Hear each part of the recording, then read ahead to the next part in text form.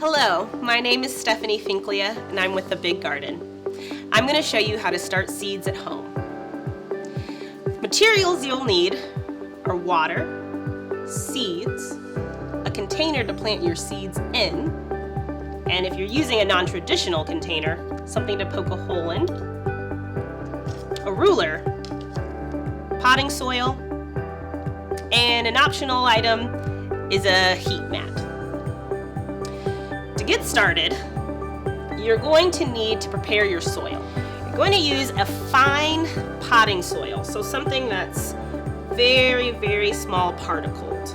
Then, you want that soil to be wet.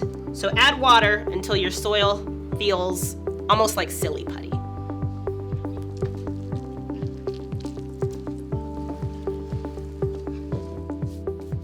Then you'll prepare your container that you'll plant your seeds in. You can use a traditional seeding tray. It's got cells that you can plant one seed in. Or you can use something like an empty and clean yogurt carton or an old milk carton that you can cut down. If you're going to use one of these non-traditional containers, you're going to need a drainage hole. A drainage hole is something that will keep the soil from getting too moist and holding in too much water. Too much water in your container can cause your seedling to rot. So I'm going to poke a little hole.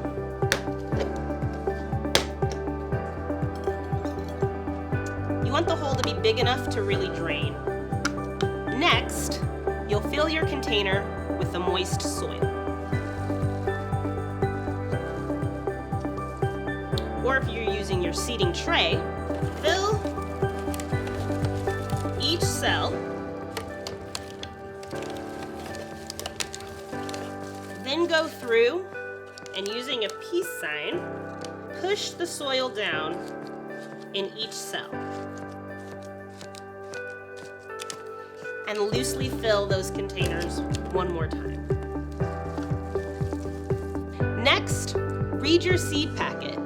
The seed packet is going to contain all the information you need to know about how deep to plant your seed and how long it'll take to sprout. And one seed equals one plant. So I'm going to try my hardest to only get one seed in each cell.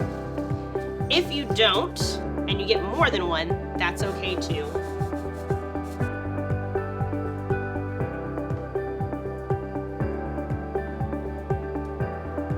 In your non-traditional container, you can make that same indentation, plant your seed, and then you'll come back with a little bit of loose soil to cover your seeds. Lightly spread that soil over top.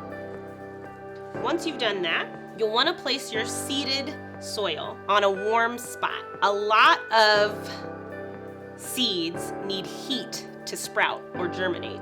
So you can buy something like a seed mat that you plug in and produces some heat, or you can simply place your seeds on top of the refrigerator, which generates heat throughout the year and will help your seeds to sprout. Once your seeds form true leaves, kind of like these, they may want a little more space, so finding a second container that's a little bit bigger will give your seed a little bit more room for the roots to grow. To care for your seeds once you've planted them, make sure you water them every day and when they get dry. You want to make sure there's moisture in that seed container all the time. Once they sprout true leaves, you can probably tone down your watering to about once a day. Thank you from The Big Garden and Soil to Sustenance.